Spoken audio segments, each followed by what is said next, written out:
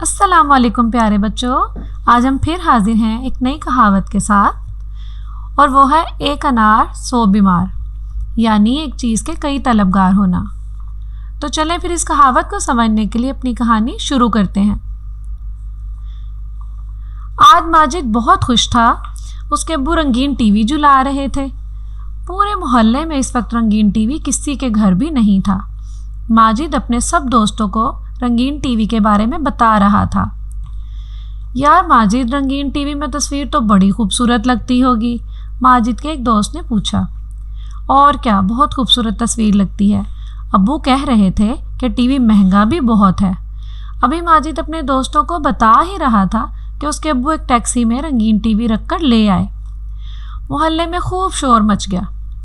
سب ایک دوسرے کو ماجد کے گھر رنگین ٹی وی آنے کی اطلاع دے رہے تھے۔ ماجد کے گھر رنگین ٹی وی کیا آیا کہ محلے کے سبھی چھوٹے بڑے اس کے گھر کسی نہ کسی بہانے سے آنے لگے۔ ماجد کے دوست تو ہر وقت اس کے گھر ہی میں رہتے اور خوب مزے سے پاؤں پھیلا کر رنگین ٹی وی دیکھتے اور بہت خوش ہوتے۔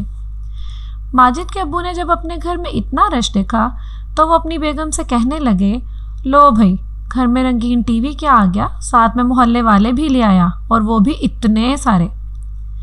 پورے محلے میں صرف ہمارے گھر ہی تو رنگین ٹی وی آیا ہے، ماجد کی امی نے خوش ہوتے ہوئے کہا۔ ہاں تم ٹھیک کہتی ہو، ایک انار سو بیمار، ماجد کے ابو نے بھی ہنستے ہوئے کہا اور کسی کام سے باہر چلے گئے۔ پیارے بچوں، اب تو آپ سمجھ گئے ہوں گے کہ یہ کہاوت کس موقع پر بولی جاتی ہے۔ تو آج کی ہماری کہانی ختم ہوئی۔